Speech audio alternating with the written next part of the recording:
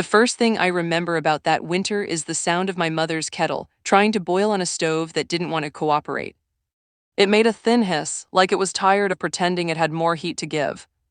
Our kitchen was one small room with a cracked window we kept taped in the corners, and the cold always found a way in anyway. I sat on the floor because the chair cushions had gone flat and smelled like old smoke. My mother moved slowly that morning, not weak, not dramatic. Just slow in the way people become when they've carried too much for too long. She wore the same brown sweater she wore for everything. The sleeves were loose at the wrists, and when she reached for the kettle, her hands looked smaller than I remembered. "Eat something," she said, gently like a wish. There was half a piece of flatbread on a plate, already dry at the edges. I tore it into smaller pieces to make it last longer, chewing slowly so my stomach would believe me. Hunger in our house was never a big event. It was a background noise like the hum of a weak fan in summer.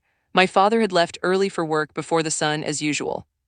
When he was home, he was quiet too, not cold, just tired. He worked wherever he could, unloading trucks, helping at a workshop, fixing things for neighbors who paid with coins or with food. Sometimes he brought home a sack of potatoes and set it down like it was a treasure. Sometimes he brought home nothing and sat on the edge of the bed without speaking. I used to think families were supposed to be loud. In our home, most days were made of small sounds. The kettle, the broom, water running, my mother folding clothes, my father's cough in the dark, my own feet on cement. I was the quiet child in a quiet house. In school they called me serious, like it was my personality. It was just practice. Silence was what I learned first. When I was 7, my mother started getting headaches that made her close her eyes and press her fingers into her temples. At first nobody used the word sick. We didn't have that kind of language in our house. We had tired and it will pass. She kept cooking, kept washing, kept walking to the market with a list she knew she couldn't fully afford. She chose bruised fruit because it was cheaper and smiled at the vendor like everything was normal. The day she fainted was not dramatic either. It happened in the afternoon. I was doing homework at the table, and she was folding laundry beside me. She paused, held the edge of the table, and sat down slowly as if she was choosing to rest. Then her body slipped sideways, heavy and quiet. The stack of clothes fell like a small wave. I froze with my pencil still in my hand as if I could write my way out of it. Then I ran to the neighbor's door and knocked harder than I had ever knocked for anything. The neighbor's hands moved fast, lifting my mother's head, calling her name, sending me to fetch water. I remember the cold cup against my fingers and the shaking in my knees. I remember thinking, very simply, that growing up meant being useful even when your heart was small. After that, my mother went to clinics when we could manage it. Sometimes my father borrowed money. Sometimes we waited and pretended waiting was a plan. The waiting rooms were full of tired people and the air smelled like antiseptic. I watched other children swing their legs beside their parents. They looked bored. I felt jealous of their boredom.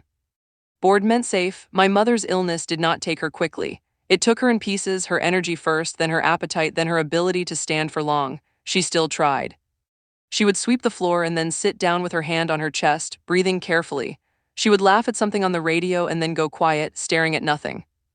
I began to memorize that quietness. It became a map I carried in my head. In those years, I learned small adult things. I learned how to boil water without wasting gas. I learned how to stretch lentils into 2 meals by adding more water and calling it soup. I learned how to wash clothes fast when the sky looked like it might rain. I learned how to read my father's mood from the way he took off his shoes. I also learned what it felt like to be overlooked without anyone meaning to overlook you. When my mother's health became the center of the house, everything else became a side note. People asked, "How is she?" And then, "How is your father managing?" I stood there like a small chair in the corner, useful, present, rarely addressed. One evening, I came home to find her lying on the thin mattress in the main room. The light was low because we saved electricity. The air smelled like boiled rice and something bitter from her medicine. She opened her eyes and looked at me with a softness that felt like an apology. "Come here," she said. I sat beside her and held her hand. Her skin was dry and her fingers were warmer than I expected.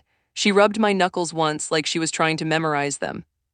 I wanted to promise her something big, but the words felt too heavy, so I just sat there and listened to her breathing. When my mother died, it was early morning before the first call to prayer.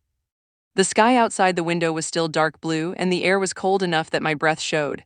I woke because the room felt strange, too still. My father was sitting on the edge of the mattress, leaning forward, his elbows on his knees. He looked older than he had the night before. He didn't say, "She is gone." He just said my name once like he was anchoring himself. I walked to the mattress and saw my mother's face. It looked calm, almost rested, as if she had finally been allowed to stop. For a moment I waited for her eyes to open. Waiting was my reflex. Then something in me understood, quietly, without any dramatic break. The understanding felt like a door closing somewhere inside my chest. The days after were full of people.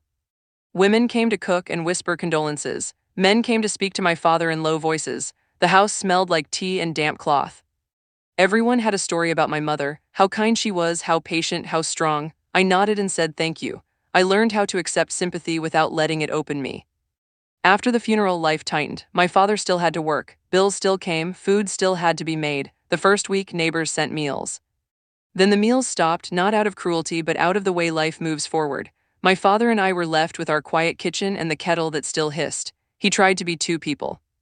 I could see it in the way he looked at me sometimes, uncertain, as if he was trying to remember what children needed.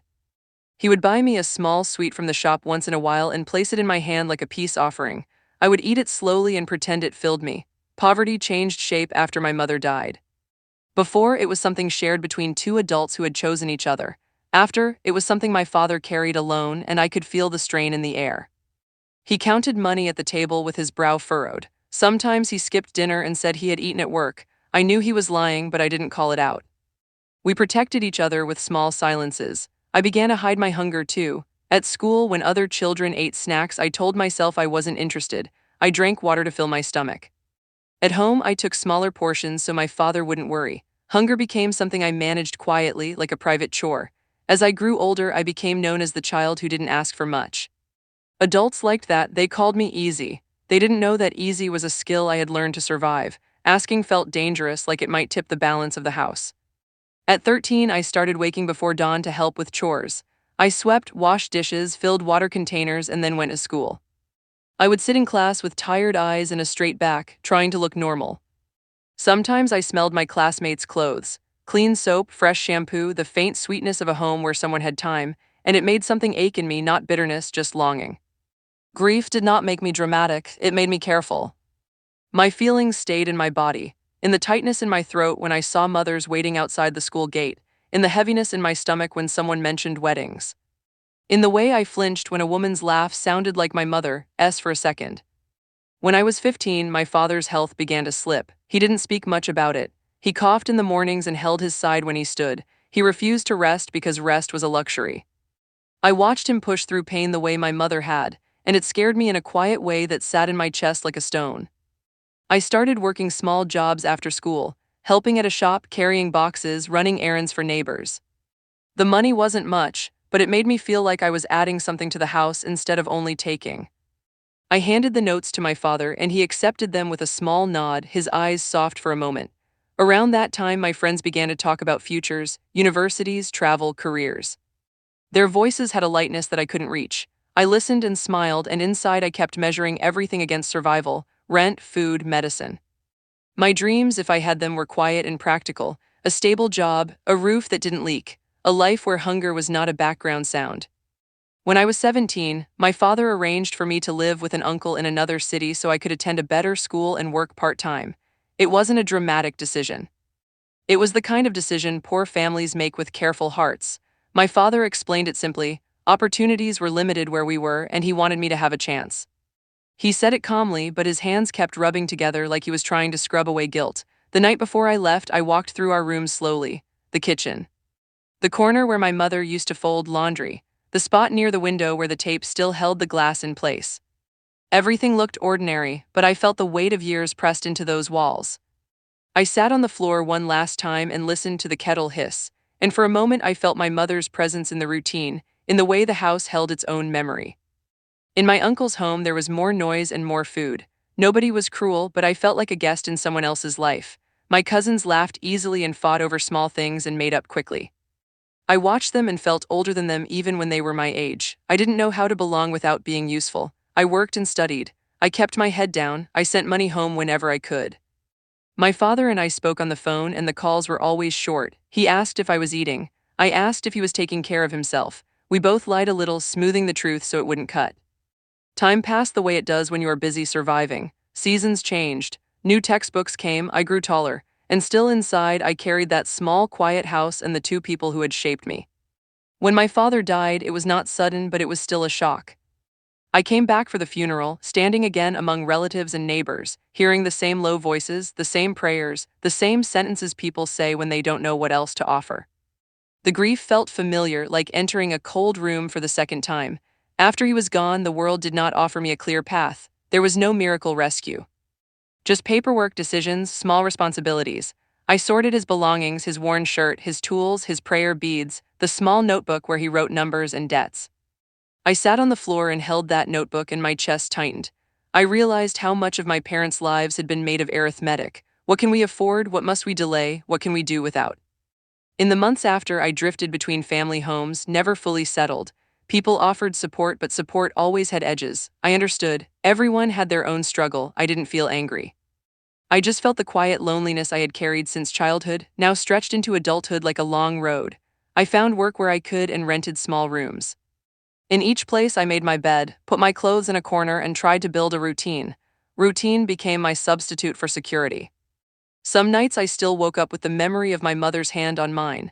Other nights I dreamed of my father sitting in the dark, counting money. I would wake with heaviness and then get up and go to work because that was how life moved. As the years went on, I noticed how easily other people moved on. Friends married, children were born. Photos filled phones with bright clothes and bright rooms. I attended celebrations and smiled, and then went home to my quiet space and sat with the silence I knew. I wasn't jealous of their joy. I was simply aware that my life had grown around loss the way a tree grows around a stone. Sometimes people told me I was strong. I thanked them because I didn't know what else to say. To me, it never felt like a title. It felt like a habit. There are days now when small things bring the past back. The smell of a certain soap can take me to my mother's sweater. The sound of a kettle can pull me into that kitchen. The sight of an older man rubbing his hands together can make my throat tighten because I remember my father's tired hands. I don't fight these moments, I let them pass through me like weather. I still live a simple life. I work, I pay bills, I try to eat well when I can. I try to be kind in small ways because I remember how much small kindness mattered. I don't have a story of sudden success. What I have is quieter, the ability to sit with my own life without turning it into a performance. I can look back at the child I was, the quiet child on the cold floor tearing flatbread into smaller pieces, and feel tenderness instead of shame. When I visit my parents' graves, I don't bring grand speeches. I bring water to clean the stone, a small flower if I can afford it, and quiet presence. I sit for a while and listen to the wind. I tell them in my mind simple truths. I'm trying, I'm tired sometimes. I miss you, I'm still here. And then I stand up and return to my ordinary life, carrying what they gave me, not wealth, not comfort, but steady endurance. It isn't glamorous, it doesn't make headlines. But it is real and it has kept me alive. Some nights when the city is quiet and my room is dark, I make tea and let the kettle hiss. I hold the warm cup in both hands and watch the steam rise. In that small moment, the past and the present touch like two hands meeting. I don't ask for the pain to disappear. I only ask to keep living with a soft heart even after everything.